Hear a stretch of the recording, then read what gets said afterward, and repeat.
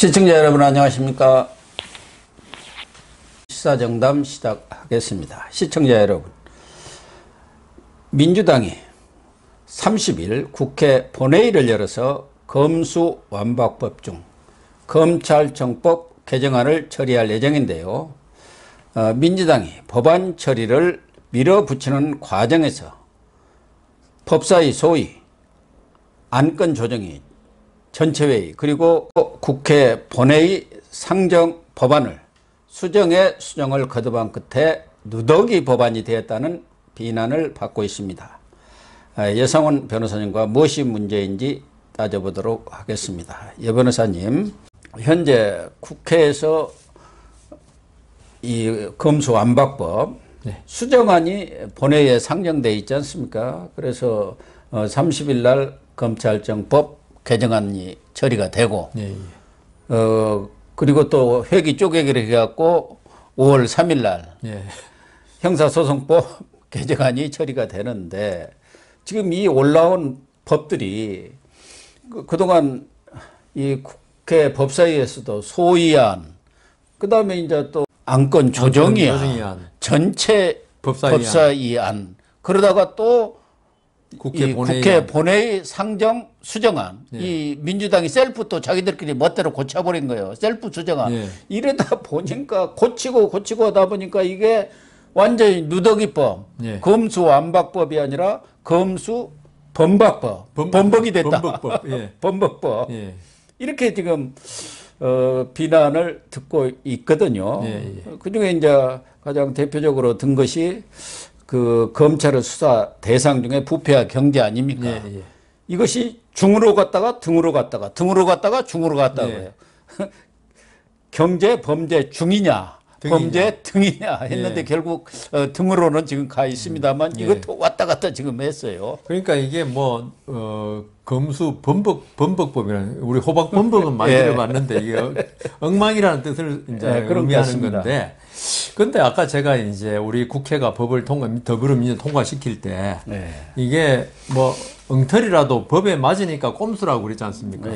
그렇다면 국회법에 의하면은 이게 그 소위 법사위 소위 있지 않습니까? 그 법안 심사 소위인가요?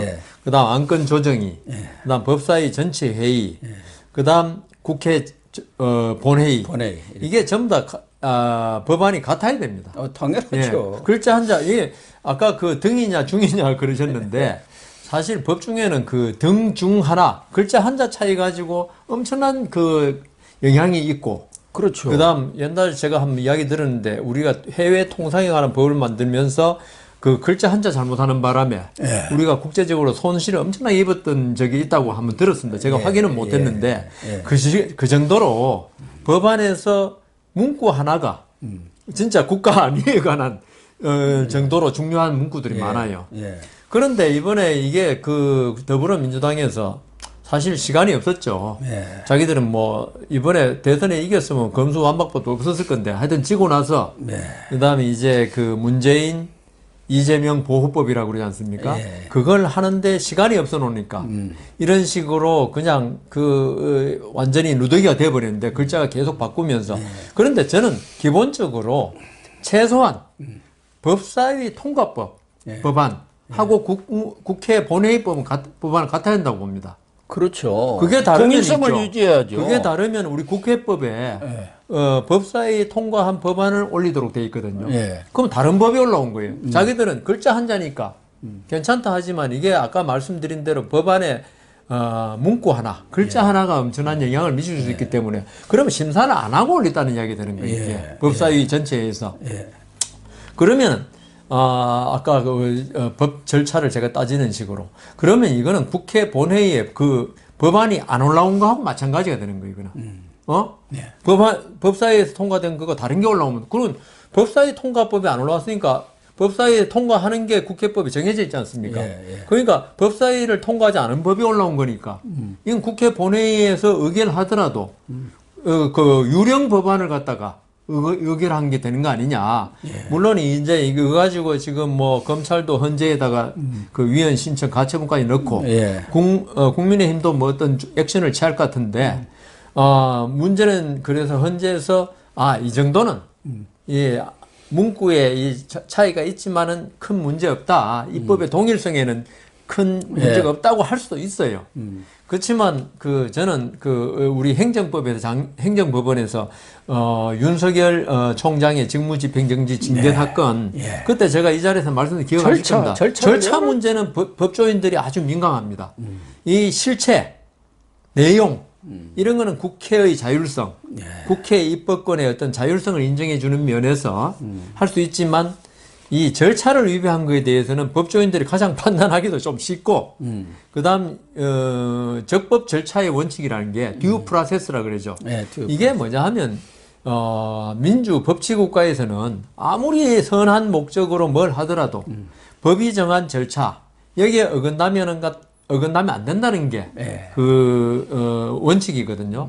그래서 제가 대학교 입학시험 문제, 영어 문제 기억나는데 목적이 항상 수단을 정당하지는 않는다. 부분 부정 문제죠. does not always라고 하는 건데 그 식으로 있죠. 더불어민주당이 이번에 검수완박을 통해서 추구하는 목적이 자기들 말 100% 받아들여서 선하다 하더라도 그 절차를 위반한 게 정당화되지 않는다는 거죠. 소크라테스가 뭐라 그랬습니까? 악법도 법이다. 이거 뭐 여러 가지를 해석할 수 있지만 그거는 절차를 지켜야 한다 이 말입니다. 소크라테스가 아테네의 법 절차에 따른 처벌이기 때문에 나는 받아들이겠다는 거거든요. 그 법이 악법이라도 절차를 그 소크라테스를 갖다가 사약을 준 게 법에는 있고 한데 그게 악법 아닙니까? 절차는 악법. 다 맞는데 지금 이 더불어민주당이 한 게 악법이에요, 그죠? 악법이라도 절차가 맞으면 소크라테스도 받아들일 수밖에 없어요. 국민의힘도 받아들여야 되고. 그렇지만 그 절차가 위반되면 그 법이 악법이 아니라 아무리 선한 법이라도 이거는 우리가 지킬 의무가 없는 거죠. 그래서 헌재가 있는 거고. 그래 헌재에서는 제 생각에는 우리가 옛날에 그 행정수도법 할 때 그게 위헌 났지 않습니까? 그렇죠. 그때 위헌 났던 게 헌법에는 대한민국의 수도는 서울로 한다는 조항이 없어요. 그죠? 없어요. 없는데 관습적 헌법. 이때까지 우리가 대한민국의 수도는 서울로 하는 걸 사실은 한 일국의 수도, 그 다음 국가 이런 거는 있죠.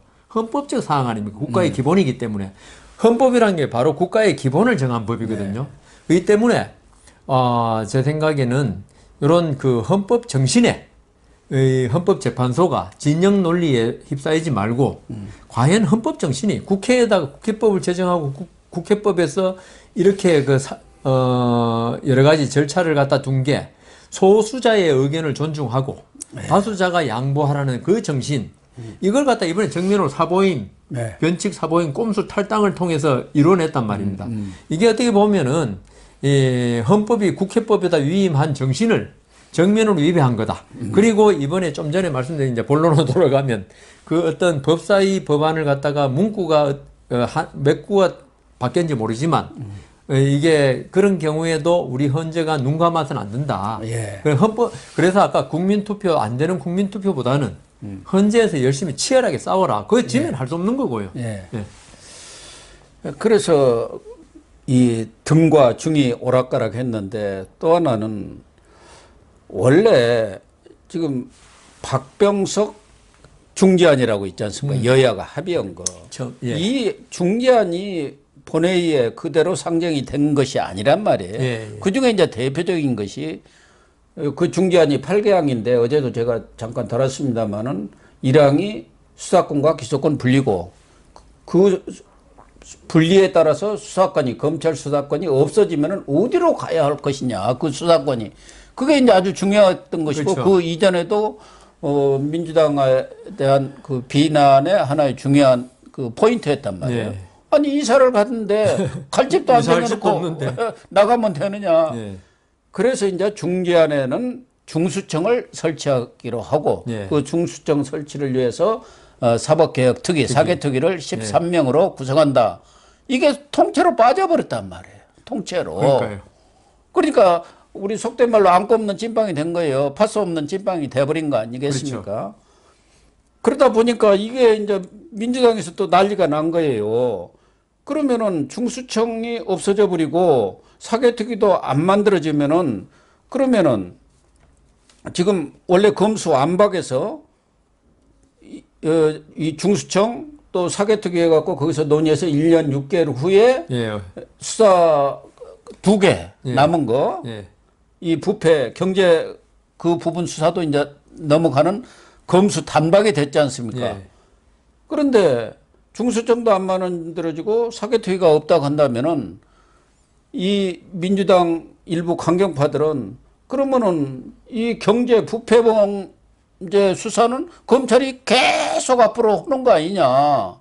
그러니까 그렇죠. 검수 덜박이다. 아. 덜 뺏은 거. 네, 검찰 수사권을 덜 뺏은 검수 덜박이 되는 거다. 우리가 말하는 것은 검수 완박이고 이 검수 덜박은 검경 수사권 조정 2차 조정하는 것도 똑같은 거다. 그렇게 하다 보니까 오늘 또 민주당 강경파들이 주장하니까 민주당에서 또 국회 운영위를 열어가지고 일방적으로 또 사개특위 설치법 다 만들어버렸어요.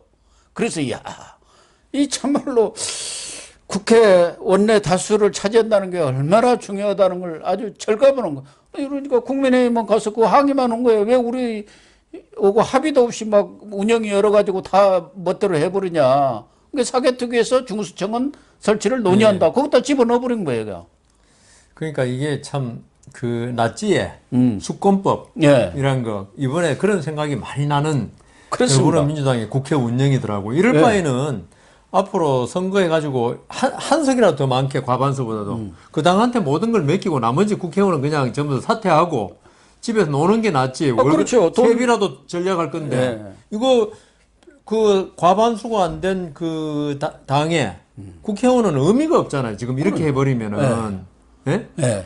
그러면 그 제가 좀 전에 말씀드린 대로 151명하고 149명이면 149명 사퇴하고 집에 가면 우리 세비라도 안 나가요. 예. 그래서 이게 그 지금 더불어민주당이 그 어떤 폭주 기관차 그런 느낌이 들어요. 그러니까. 근데 이 폭주 기관차라는 게 달릴 때는 신나 보이지만은 우리 영화에 보면 폭주 기관차 끝에는 꼭 그 다리가 끊어져 가지고 낭떠러지로. 낭떠러지 그 강으로 추락하게 돼 있더라고요. 예. 그러니 우리 국민들 중에 많은 분들이 불안해하면서 지금 더불어민주당의 폭주를 지금 지켜보고 있을 겁니다. 근데 그렇죠. 이런 식으로 이렇게 어떤 일을 한 사람들은 결국 똑같은 일에 의해서 당해가지고 망하더라고요. 예. 그래서 더불어민주당이 지금은 172석인가 1석이라는 말도 있던데 그거는 사퇴해서 그런가요? 한 명이 이번에 민영배가 위장 그러나 172명인데 왜 171명? 민영배 위장 탈당했잖아요. 무소속으로. 사실은 172명이죠, 그래도. 지금 무소속에 있는 윤미향이랑은 뭐 다 그거니까. 박병석이도 마찬가지예요. 거기도 탈당해갖고 국회의장 하지만 민주당 편만 들고 앉았는데 뭐. 거기에 취해가지고 지금 이런 진짜 말도 안 되는 일을 하고 있지만은 5월 10일 이후에 어떤 이때까지는 문재인 대통령이 아직도 대통령이고 해가지고 끝까지 멍이 부리고 있잖아요. 저희 충돌이 없는데 5월 10일 이후에는 물론 입법권은 안 가지고 있지만은 거대한 행정권을 가지고 있단 말입니다. 그럼요. 행정권이라는 건 그 밑에 우선 예산, 그다음 경찰, 검찰 다 가지고 있잖아요. 하여튼 입법권 외에는 다 가지고 있고 그다음 입법된 법률을 시행하는 것은 어쨌든 행정부예요. 국회는 법을 만들 뿐이지 그 법을 시행은 못해요. 건축법을 국회에서 만들지만 건축 허가 내주냐 안 내주냐는 행정부 소관이라고. 그럼요. 똑같은 사안에 대해서. 그래서 이런 식으로 계속 그 협치보다도 어떤 일방 독주로 갈 때 이게 뭐 국회의원들은 어떨지 모르지만 우리 국민들이 지금 엄청난 피해를 볼 거란 말입니다. 앞으로. 그렇게 되겠죠. 그래서 저는 더불어민주당이 좀 엄청나게 급하구나. 왜 급한지는 뭐 거기서도 아실 거고. 그 급한 면이 있죠. 제가 이 자리에서 여러 번 말씀드리지만 사람들이 사기를 당하는 이유가 있죠. 어떤 이성을 상실하거나 잃을 때 당하거든요. 그 이성을 언제 잃느냐. 욕심이 많을 때 잃는다. 아니면 당황할 때 잃는다. 우리 보이스피싱 당하는 게 있죠. 나중에 들어보면 거기 왜 속았는지 납득이 안 가거든요. 근데 그때는 당황하니까 그런 판단을 해 돈을 그 송금하거든요. 지금 뭐 민주당 더불어민주당이 바로 이성을 상실한 것 같죠. 뭔가 엄청나게 쫓기는 우리가 볼 때는 되게 강한 같이 보이지만 있죠.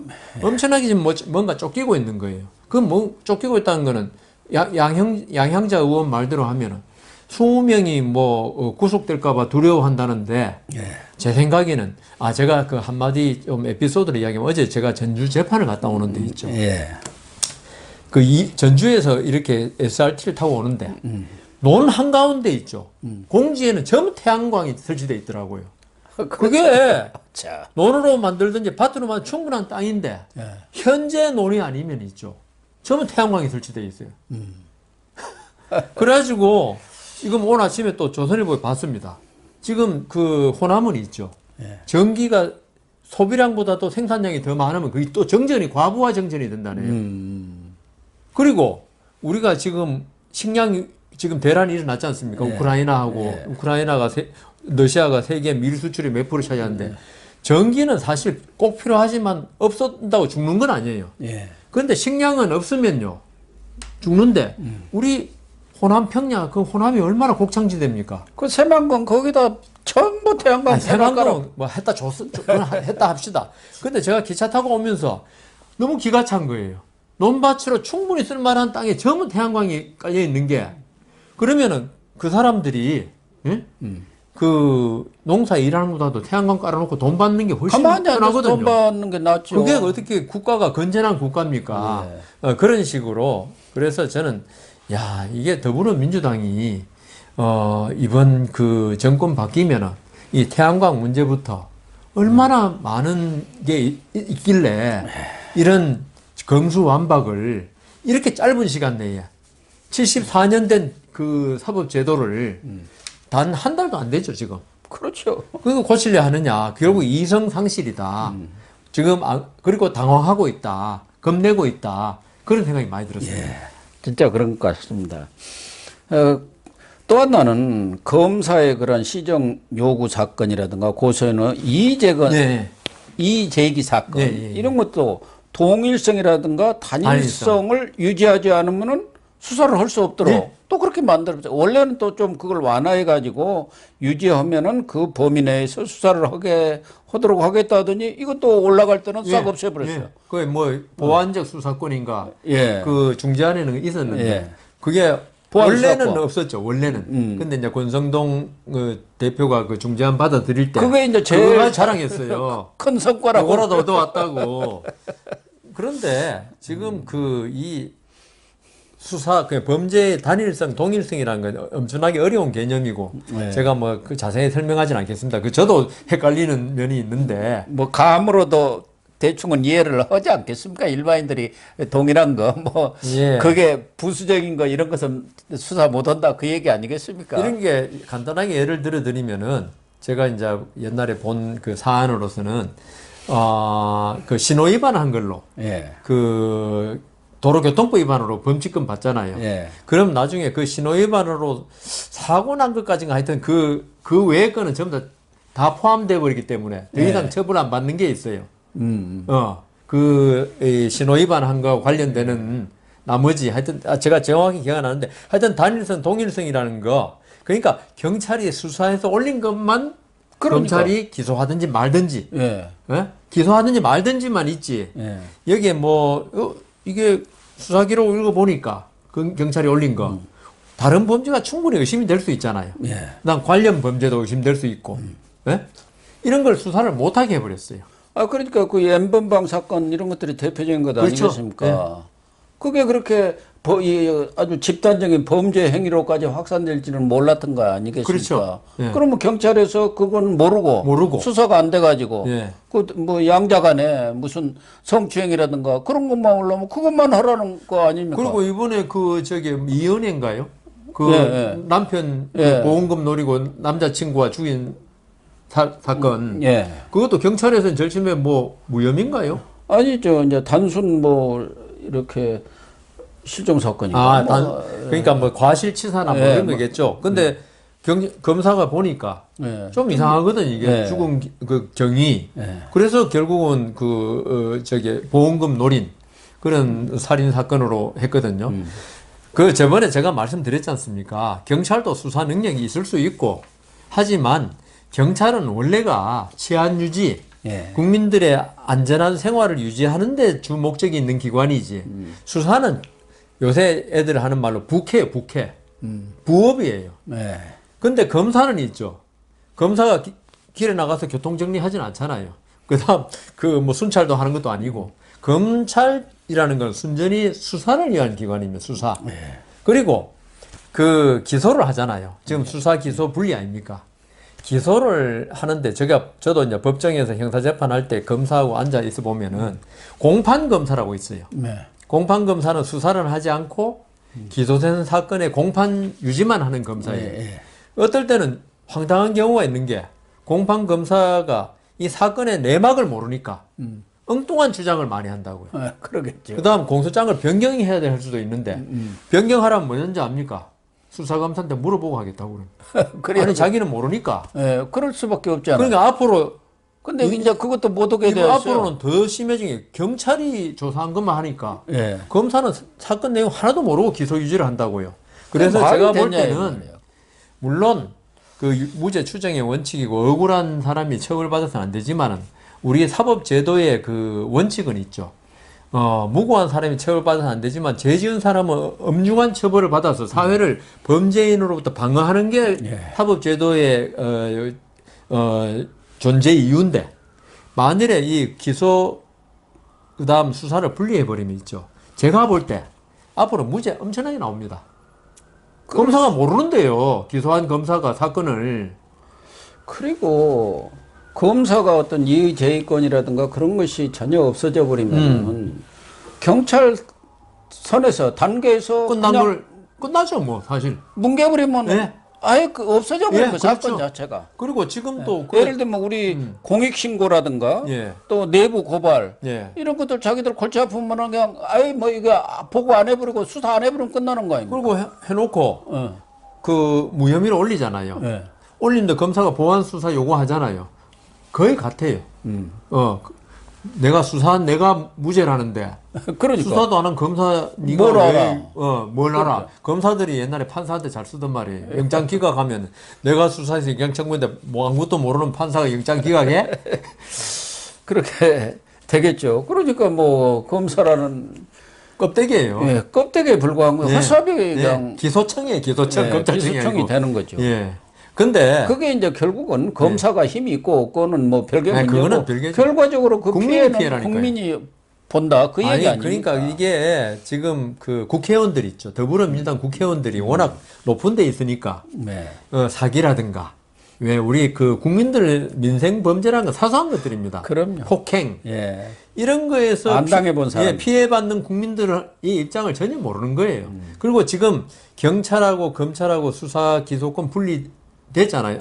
그 분리된 게 있잖아요. 지금 몇 가지 범죄는 6개 이외의 범죄는 지금 그게 수사가 어떻게 되고 그게 검찰에서 기소가 어떻게 이 현실을 전혀 모르고 있어요. 더불어민주당 국회의원들은 분리만 해놓으면 모든 국민은 참 철저하게 인권을 보호받고 그 국가가 잘 된다고 생각하는데 지금 많은 그 범죄 피해 그 피해자들 지금 고통에 휩쓸려 있습니다. 왜냐하면 이게 형사 사건이 빨리 고소해 사기 같은 거 처벌 받아야지 범인이 빨리 피해를 갖다가 그 회복시켜주고 지도 처벌을 적게 받으려고 그러는데 이거 뭐 무혐의나거나 불구속되면요. 그럼 합의할 생각을 안 해요. 안 오죠. 불구속만 내버리면 난 무죄다 그러는 사람도 있는데 불구속되면 그래서 우리 국회의원들이 모르는 우리 서민들의 삶은 이번 이 문제로 있죠. 처절히 방치될 것이다. 그러니까 아까도 얘기했지만 민주당 의원들이 뭐 자기들 범죄 숨기는 것도 물론이고 또 문재인 이재명 범죄를 숨기기 위해서 이 사법 시스템 자체를 파괴를 해버리는 파괴죠. 파괴라니까. 좋은 말씀 하셨습니다. 그래서 이제 권성동 원내대표가 문재인 면담을 29일 날 요청을 했습니다. 오늘이네요. 좀 만나보자. 거부권 좀. 아니 내 설명을 좀 들어보시고 가서 그러겠죠. 문 대통령은 퇴임 후에 뭐 그렇게 크게 걱정을 안 해도 되니까 이게 법의 문제가 너무 많다. 이 국민들 피해가 너무 많으니까 좀 거부권 좀 행사를 해 주세요 하고 이렇게 요청하기 위해서 면담을 요청했는데 뭐 문재인이가 과타부타 말할 사람이 아니죠. 받아들일 가능성 거의 없는 것이죠. 예. 그러면서 제발 떠나는 마지막 뒷모습이 탐욕과 무책임으로 얼룩지지 않기를 기대한다. 이렇게 문재인한테 엄히 이 얘기를 했던데 문재인은 지금 뭐 딴 생각 없이 아니 그 마지막 그 무슨 국민청원회인가 거기에 또 지난번에 손석희하고 예. 이 청와대 이 대통령 집무실 이전한 것이 마땅찮다. 더군다나 이 안보 위기 속에 하는 것은 아주 잘못된 것이다. 위험한 일이다 하더니 안보 위기를 누가 초래했는데? 이번에 또 거기 청원회 다 보면서 그거 잘못된 거라고 또 그러고 앉아있네. 그러니까 문재인 대통령이 뭐 기대도 안 했습니다만은 좀 대인의 일국의 대통령을 지냈으면 있죠. 어떤 대인다운 풍모 이런 게 있죠. 어떤 거냐 하면은 저는 그 어떤 사람이 여유가 있고 마음에 여유가 있고 어떤 권력을 가지고 있을 때 아량을 베풀고 하는 거 있죠. 이거는 별거 아닙니다. 자기가 아주 힘들고 위험하고 이럴 때 자기가 불이익을 받는다는 걸 알면서 아량을 베풀 때 이걸 대인이라 그러거든요. 대인의 풍모라 그러는데 그 아무리 그 소인 같은 사람도 대통령이 되면 한 5년 지내면 대인다운 모습을 보여야 되는데 아니 속으로는 그런 생각이 들겠죠. 윤석열 당선인에 대해서 무슨 지금 그 국가 안보가 문제인데 관저 옮기는 거 이런 거 가지고 하느냐 하겠지만은 그 말 표현은 있죠. 진짜 어디도 나왔지만 덕담을 해주는 걸로 끝내야지. 그럼요. 여기에 대해서 뭐 너는 뭐가 잘못됐고 뭐가 잘못됐고 이거는 문재인 대통령이 마지막 가는 길까지 대인다운 풍모를 국가 지도자 아닙니까? 최고 지도자. 이런 걸 보여주지 못한 걸로서 본인이 그래도 마지막이라서라도 그런 좀 아름다운 모습을 사람은 그러잖아요. 우리 남겨진 그 가고 난 뒷자리가 아름다운 사람이 정말 그 아름다운 사람이다 그러는데 계속 그 어떤 그 오물을 던져놓고 간다는 느낌이 들어서 문재인 대통령에 대해서 지지하고 안 하고를 떠나서 좀 그런 모습은 안 보여줬으면 좋았을 것이다 이런 생각이 듭니다. 문재인이가 무슨 안보를 그렇게 생각했겠습니까? 그 때문에 지금 초래되는 지금 자기는 모든 것을 다 이게 청와대에 옮겨버리지.